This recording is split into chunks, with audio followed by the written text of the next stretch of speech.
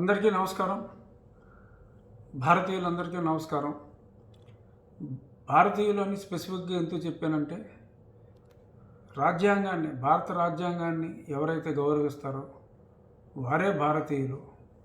మన రాజ్యాంగంలో సెక్యులర్ ధర్మం పాటించాలని ఉంది. అన్ని మతాలని సమానంగా చూసుకోవాలి, ఏ మతం పట్ల ఏహ్యభావం ప్రదర్శించకూడదు అనేదే మన భారత రాజ్యాంగం. ఆ రాజ్యాంగాన్ని ఫాలో అయ్యే వాళ్ళే భారతీయులు. మరి మన ఆంధ్ర రాష్ట్రంలో ఇప్పుడు మనం చూస్తున్నాం, మరి కొందరు పనిగట్టుకుని హిందూ దేవాలయాల మీద తీవ్రమైన దాడులు, రథాలని కాల్చేయటాలు, మరి తీరా ప్రభుత్వం మరి చూస్తే మరి అన్ఫార్చునేట్గా ఎటువంటి చర్యలు లేవు. ఒకళ్ళిద్దరిని పట్టుకుంటే వాళ్ళని పిచ్చోడని ముద్రేసి వదిలేస్తున్నారు.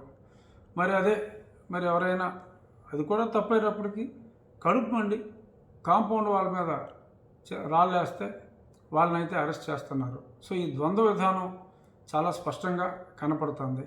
సో ఎవరైతే ఇతర మతాలని గౌరవించరో, ప్రభుత్వంలో ఉండి ఎవరైతే ఇతర మతాలని అవమానం చేసినప్పుడు కనీసం దండించడం సరే, కనీసం పట్టుకోలేకపోతున్న ఇటువంటి మరి ఈ లా అండ్ ఆర్డర్లో ఈ పోలీసులు ఇటువంటి దేవాలయాల్ని ఇంత విశృంఖలంగా ధ్వంసం చేస్తామంటే ఒక్కరిని కూడా పట్టుకోవట్లేదంటే అసలు లా అండ్ ఆర్డర్ ఉందా, అంటే ప్రభుత్వం రన్ అవుతుందా అనే ప్రశ్నలు ఎంతోమందికి ఉత్పన్నం అవుతున్నాయి.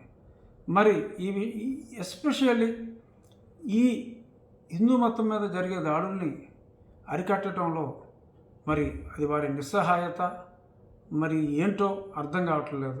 ఎవరైనా ఒక మతాన్ని ఈ రకంగా చేస్తే దాన్ని ఖండించిన వారు, దాన్ని అరికట్టలేని వారు నా దృష్టిలో భారతీయులు కాదనే నేను అనుకుంటున్నాను. వారికి కాకుండా మిగిలిన వాళ్ళందరికీ నా నమస్కారాలని చెప్పడం నా ముఖ్య ఉద్దేశం. అలాగే నిన్న జరిగిన సంఘటన గురించి నేను కూడా మాట్లాడాను. ఎందరో స్వామీజీలు, ఇంకా మరెందరో ప్రజలు, ఎందుకంటే నాకే సుమారు 500-600 మెసేజ్లు వచ్చినాయి, కడుపు మండిపోయి ఉన్నారు. కానీ మన రాష్ట్రంలో లా అండ్ ఆర్డర్ పరిస్థితి ఎలా ఉందంటే, మరి వాళ్ళు రోడ్డు ఎక్కితే మరి జన్మదినోత్సవాలకు రోడ్లు ఎక్కొచ్చు, పాదయాత్ర సంవత్సరాలకి కూడా రోడ్లు ఎక్కొచ్చు, వేలల్లో ఎక్కొచ్చు, లక్షల్లో ఎక్కొచ్చు రోడ్లు. కానీ మీకు జరిగిన అన్యాయానికి రోడ్డు ఎక్కితే ఆ పడే శిక్షలకు భయపడి చాలామంది రోడ్లు ఎక్కట్లేదు. అలాగని చెప్పి అది ప్రజల అలసత్వంగా ప్రభుత్వం భావిస్తే దానికి భారీ మూల్యం భవిష్యత్తులో చెల్లించుకోవాల్సి వస్తుంది. ఈ విషయమై ప్రజల నిస్సహాయత, రోడ్డు మీదకి వచ్చి పోలీసులను కూడా మరి ఎదుర్కోలేని ప్రజల నిస్సహాయతని గమనించి మనల్ని కాపాడగలిగేవాడు ఒకే ఒక్కడు, అదే ఈ దేశ ప్రధాని పెద్దలు నరేంద్ర మోడీ గారు అనే ఉద్దేశంతో నేను నరేంద్ర మోడీ గారికి ఒక లేఖ ఒక అరగంట క్రితమే ఆయనకి మెయిల్లో పంపించడం జరిగింది. I'll just read it out. It will take 1 minute. Respected Sri Narendra Modi ji, subject continuous destruction of Hindu temples in Andhra Pradesh. Over the past 18 months after the swearing in of a new government in the state of Andhra Pradesh, we have been witnessing continuous attacks on Hindu temples at frequent and regular intervals. In all, there have been over 100 attacks on Hindu temples of various sizes in the state, and in recent days, decades-old chariots were burned down in 3 temples. Yesterday, in an incident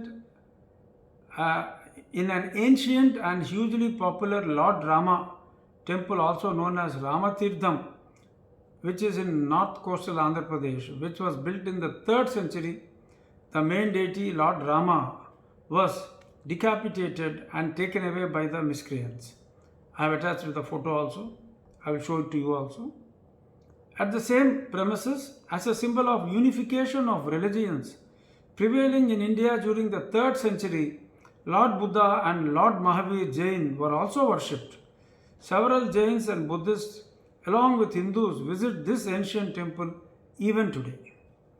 Members of Hindu organizations protesting this vandalism were brutally arrested and assaulted and not allowed to come on the roads even in limited number under the garb of Corona, while at the same time allowing the Chief Minister's birthday celebrations and his Padayatra Day commemorating his election campaign forcing lakhs of people on the streets. In the last session of the parliament, I raised the issue of attacks on Hindu temples, and surprisingly, MPs from my own party, they tried their best to stop my mentions about the attacks on the Hindu temples in the August House of Parliament. So, not a single person has been arrested for this wanton vandalization of sacred idols and other symbols such as decades-old chariots belonging to the important temples, and in one or two incidents, persons apprehended were passed off as insane and warranting no action. Hindus in Andhra Pradesh have no option except representing to the office of the Prime Minister to seek protection of the places of worship, which also happen to be ancient, representing both ethos and culture of our motherland. These are precious for their historicity alone and deeply hurt the sentiments of a large section of population in the state.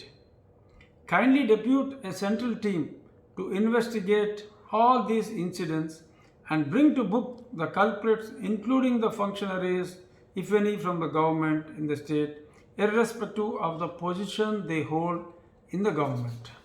అంటే బ్రీఫ్గా చెప్పేది ఏంటంటే, ఇటువంటి attacks జరుగుతున్నాయి, ఇంతకుముందు కూడా జరిగినాయి. కానీ మేము ప్రొటెస్ట్ చేయాలంటే ప్రొటెస్ట్ చేయనివ్వట్లేదు. దేవాలయాలకు ఎటువంటి రక్షణ లేదు. రామాలయాల్లో, ఎంతో ప్రసిద్ధిగాంచిన రామాలయంలో, 3వ శతాబ్దానికి చెందిన రామాలయంలో రాముల వారి, అంటే ఆ మాట ఉచ్చరించాలన్న బాధగా ఉంది.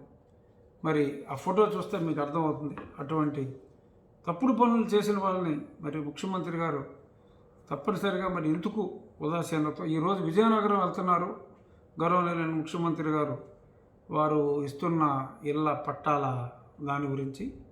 మరి అలాగే ఆయన మరి ఏమాత్రం, if is secular, please visit this Ramatheertham temple and instruct your local SP and, as I said, the local DIG and DGP to catch the culprits within 48 hours and prove that you are really secular. Otherwise, we are all getting doubt that you are not secular. దయచేసి ఈ photo ఒక్కసారి చూడండి. రాముల వారి face మనకు కనపడతల్లా, చేతులు ఉన్నాయి. చక్కగా ఏదో మిషన్ తీసుకొచ్చి కట్ చేసిన తరహాలో కట్ చేసి తీసుకుని వెళ్ళిపోయారు. ఏం చేయాలి? సిగ్గు లేదా మనకి?